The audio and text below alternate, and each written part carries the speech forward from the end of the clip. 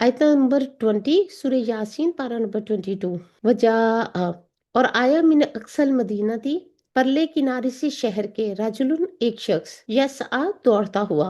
काला बोला, या कौमी ए मेरी कौम इत्तबिऊ पैरवी करो मुरसलीन इन रसूलों की। बात यह है कि पैगंबर तो चूंकि शहर के तरफ भेजे गए थे, यहाँ पूरी इकोनॉमिक एक्टिविटी थी, यानी हर तरह की गहमा गहमी थी। वहां से उन्होंने पैगाम दिया, जिसकी वजह से फिर एक इख्तिलाफी माहौल जो था वो पैदा हो गया। कोई मानने को तैयार नहीं था। वजा मिन अक्सल मदीना थी राजुल यसा, और शहर के परले सिरे से आया एक शख्स भागता हुआ। काला या कौम तबील मुरसलीन, उसने कहा कि ए मेरी कौम के लोगों, तुम इन रसूलों की पैरवी करो, तुम इन लोगों पर ईमान लाओ, इनकी तस्दीक करो और इनकी अतात करो। अब बात यह है कि पैगंबर तो चूंकि शहर की तरफ भेजे गए थे, जहाँ पर पूरी इकोनॉमिक एक्टिविटी थी, हर तरह की गहमो गहमी, वहाँ उन्होंने पैगाम पहुंचा दिया। वहाँ पर फिर क्या हुआ, एक इख्तिलाफी माहौल पैदा हो गया। कोई मानने को बात तैयार ना था। लोग बिखरे हुए थे, धमकियां दे रहे थे, बातें कर रहे थे, इल्जाम तराशियां कर रहे थे। इतने में देखिए क्या हुआ, एक मैसेज शहर से निकलकर शहर के किनारों तक और फिर दूर दराज के इलाकों तक पहुंच गया। क्योंकि अमूमी तौर पर होता क्या है, जो मुखालफत शुरू होती है तो पैगाम तेजी से फैल जाता है। वो बात जो किसी को नहीं पता होती, वो इख्तलाफ की वजह से, इख्तलाफ के नतीजे में, मुखालफत के नतीजे में दूर दूर तक पहुंच जाती है। अब यहाँ पर भी यही हुआ। अब यहाँ पर भी यही हुआ कि दूर दूर तक बात फैल गई। कुछ लोग हैं जो बस्ती में आए हुए हैं और लोगों को ऐसी ऐसी नसीहतें कर रहे हैं, और बाकी लोग इनके साथ ये मामला कर रहे हैं।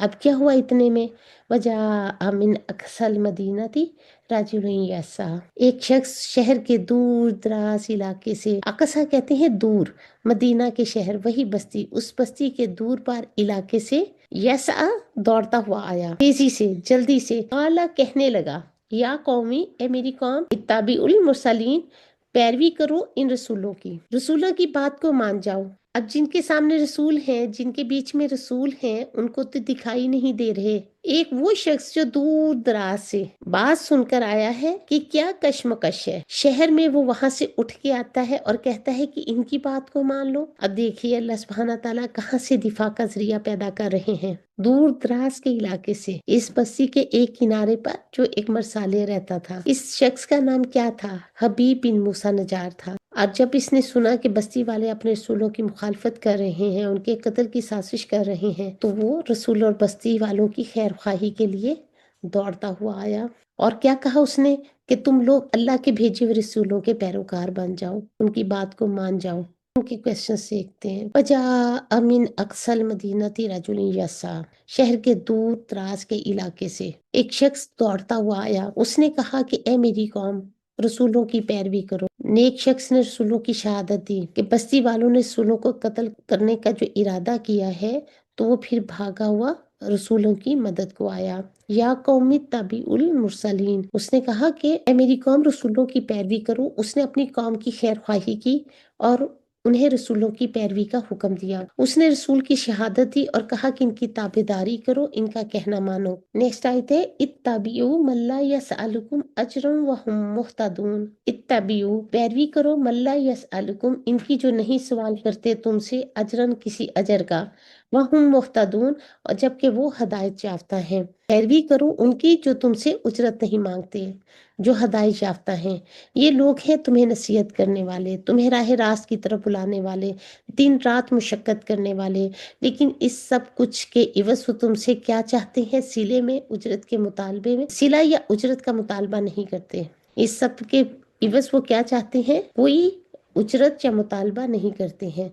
जबकि इनकी सीरतें खुद इस बात की, इस हकीकत की गवाही है कि ये लोग हदायत याफ्ता हैं। इत्तबिउ पैरवी करो, मल्ला यसअलुकुम इनकी जो नहीं सवाल करते तुमसे, जो तुमसे कुछ भी नहीं मांगते, जो तुमसे किसी चीज की तवक्का नहीं रखते, अजरन किसी अजर की, वहुम मुहतदून और वो हदायत याफ्ता है, हदायत पर हैं। वो शख्स पैगंबर को पहचान गया कि पैगंबर जो बात कर रहे हैं वो दुरुस्त है। क्या चीज थी जिसने इस शख्स को बात सुझा दी, जो शहर के बड़े बड़े समझदार लोगों की समझ में ना आई? बसीरत। उसने इनके तरीका कार, इनकी बातों, इनके दलाइल से अंदाजा लगा लिया कि ये शख्स कहता क्या है। یہ شخص بتاتا کیا ہے، یعنی پیغمبر کس چیز کی طرف بلا رہے ہیں؟ کیا اپنی ذات کی طرف بلا رہے ہیں؟ نہیں، وہ تو اللہ کی طرف بلا رہے ہیں۔ کس چیز سے روکتا ہے؟ برائیوں سے روکتا ہے۔ برائیوں سے روکنا بری بات نہیں ہے۔ چاہتا کیا ہے یہ؟ لوگوں سے کوئی فائدہ نہیں چاہتا، کوئی نفع حاصل نہیں کرتا، وہ نہیں چاہتا۔ وہ تو بالکل بے غرض سا شخص ہے جسے نہ مال چاہیے نہ کوئی اپنی ذات کے لیے فائدہ چاہیے۔ لوگوں کی اس کا پروگرام، لوگوں کی ہدایت چاہیے۔ اب مشکل کہاں پر ہے؟ آپ دیکھیے، شخص کی جو شخصیت ہے وہ پتہ چلتی ہے اس کے طرز عمل سے۔ پہلی بات یہ کہ جب اس نے حق کے پیغام کو سنا، بیٹھا نہیں رہ گیا، صرف مانا نہیں بلکہ اٹھ کے چل دیا، صرف چلا نہیں بلکہ دوڑ کر آیا۔ کیونکہ جو جتنا صاحب بصیرت ہوتا ہے وہ نیکی کے کام میں اتنی ہی جلدی کرتا ہے، دیر نہیں کرتا۔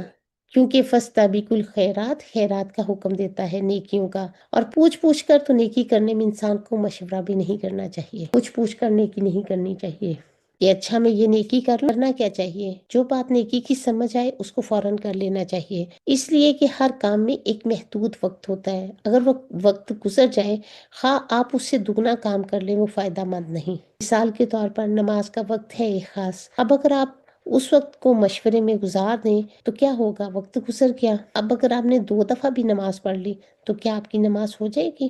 بتائیے، ظہر کی ہو، عصر کی ہو یا فجر کی ہو، کوئی فائدہ نہیں، کیونکہ وقت گزر گیا ہے۔ تو جس شخص کو نیکی کا موقع ملے اسے نیکی کر ڈالنی چاہیے، کوئی بھی ہو، کچھ بھی کوئی کہے، ہمارے دل میں کیسا ہی کیوں نہ خیال آئے، اگر صدقہ خیرات کرنا ہے تو اس کو کر لیجئے۔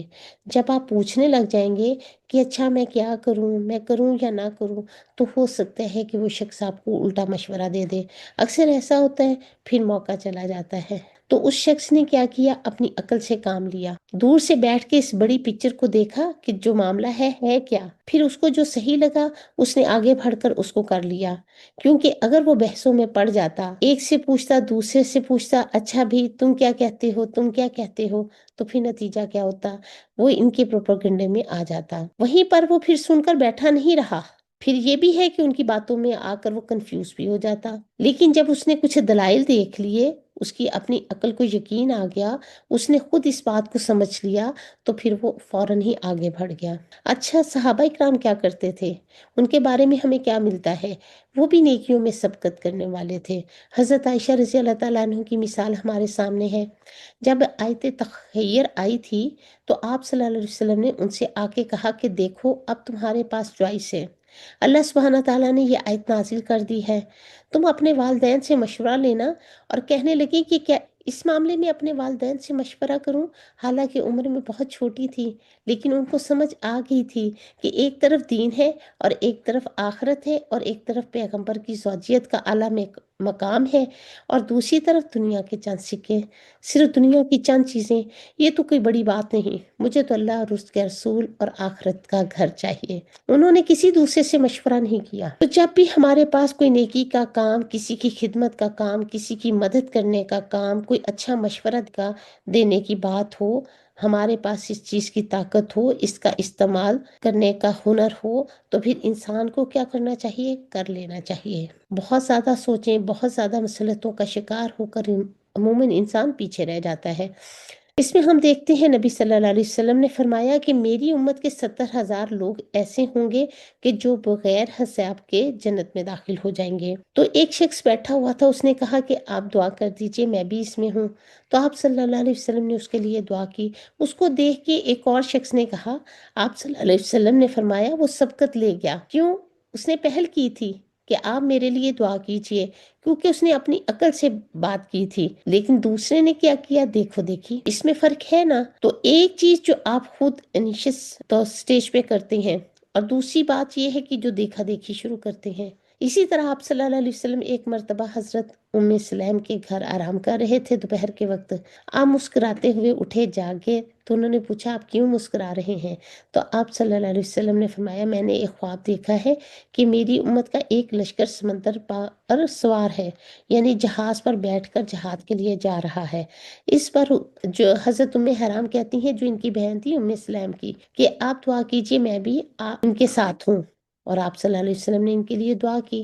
آپ پھر سوئے، پھر اٹھے، پھر اسی طرح مسکرائے، پھر انہوں نے پوچھا اب کیا ہوا؟ تو آپ صلی اللہ علیہ وسلم نے کہا ان میں سے کچھ شہید ہو گئے۔ شاید یہ بات کی انہوں نے کہ آپ دعا کریں میں بھی شہید ہو جاؤں۔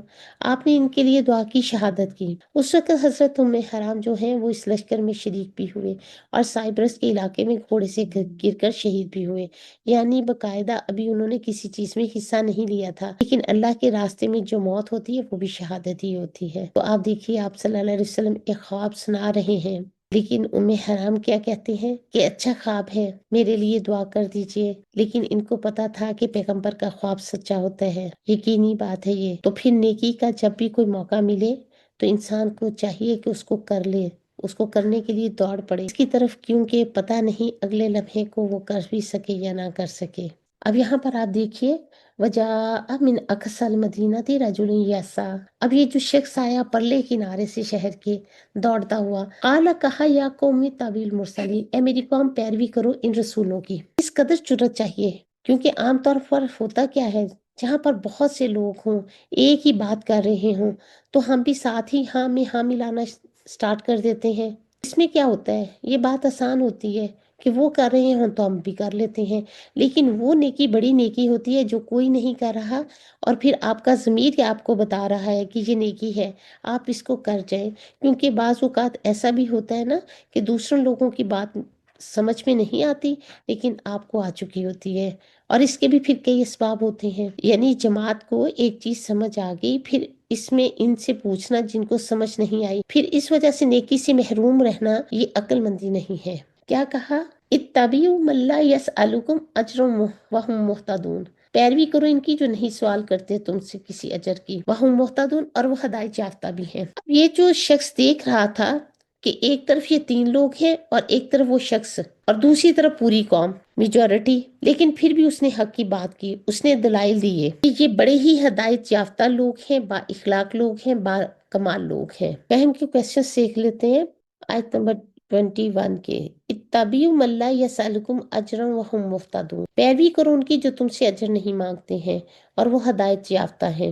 اب ایک نیک شخص نے کہا کہ اس شخص کی پیروی کرو جو تم سے اجرت طلب نہیں کرتے، جو تمہارے خیر خواہ ہیں اور وہ سیدھا راستہ پانے والے ہیں۔ رسول تمہیں اس چیز کی دعوت دے رہے ہیں جس میں تمہارے لیے خیر اور برکتیں ہیں۔ جس چیز کا تمہیں حکم دیا جا رہا ہے اس کو صحیح ہونے پر عقل گواہی دیتی ہے، اور جس چیز سے وہ روکتے ہیں اس کے کبھی ہونے پر عقل گواہی دیتی ہے۔ شاید اس شخص کی قوم نے نصیحت کو قبول نہیں کیا، بلکہ الٹا وہ اسے رسولوں کی اتباع اور اخلاص پر ملامت کرنے لگے۔